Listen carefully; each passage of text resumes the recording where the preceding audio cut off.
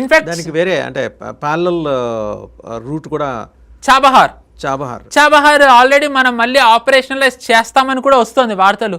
But అంటే మన diplomacy అనేది ఎంత సుపీరియర్ ఉంది అనేది మనం ఒక్కసారి చూడొచ్చు. చాబహార్తో పాటు యూఏ నుంచి కూడా మనం ఆయిల్ ఇంపోర్ట్ చేసుకోవడానికి స్ట్రైట్ ఆఫ్ హార్ముజ్తో సంబంధం లేకుండా I think via Oman there is another port. అదేంటంటే ఒక పాయింట్ నుంచి ఇంకో పాయింట్కి త్రూ పైప్ లైన్ పంపించి అక్కడి నుంచి ఆ పోర్ట్ నుంచి మనం స్ట్రైట్ ఆఫ్ హార్ముజ్ టచ్ చేయకుండా మనం ఇక్కడ exact it is work in progress. అది కూడా మన వాళ్ళు చర్చలు జరుపుతున్నారు. ట్రేడ్ అగ్రిమెంట్ కూడా ఉన్నది. ఇప్పుడు ప్రధానమంత్రి వెళ్తున్నాడు, లేకపోతే అజిత్ దోవల్ వెళ్తున్నాడు, జయశంకర్ వెళ్తున్నాడు అని పడేసే వాళ్ళకి ఇప్పుడు ఇంత సుదీర్ఘమైన వివరణ ఇవ్వాల్సిన అవసరం లేదు. ఇంత larger interest of the nation మాత్రమే వాళ్ళు వెళ్తున్నారు, సొంత పనుల కోసం వెళ్ళట్లేదుగా. కరెక్ట్ అండి. అండ్ ఒమాన్తోనే ఆల్రెడీ ఇలాంటి ఫ్రీ ట్రేడ్ అగ్రిమెంటే ఉంది. If not free trade CEPA అనో ఏదో ఉంటుంది, కాంప్రిహెన్సివ్ ఎకనామిక్ ప్యాక్ట్ అనో ఏదో. అండ్ యూఏఈతో మనకు ఆల్రెడీ తెలిసింది ఎలాంటివి ఉన్నాయో.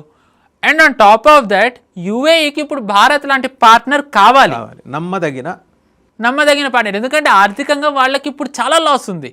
సో వాళ్ళని రివైవ్ అవ్వాలంటే దే నీడ్ ఇన్వెస్ట్మెంట్స్ కావాలి. అంటే ఏంటి, వాళ్ళని వాళ్ళు కాపాడుకుని మీ ఇన్వెస్ట్మెంట్స్ మా దగ్గర భద్రంగా ఉంటాయి అని నమ్మకం ఇస్తేనే ఏ దేశమైనా పెట్టుబడులు పెడుతుంది. వాళ్ళని వాళ్ళు అప్పుడు భరోసా ఎలా ఇవ్వాలి? స్ట్రాంగ్ మిలిటరీ ఉండాలి. యుఎస్ ఇవ్వలేనప్పుడు, ఇజ్రాయెల్ విఫలం అవుతున్నప్పుడు వాళ్ళకి మనం ఇస్తున్నప్పుడు వాట్ బెటర్ వాళ్ళకి ఏమైంది, ఎవరి నుంచి అయితే ఏంటి తీసుకోవడం కావాలి. So I think we're going in a very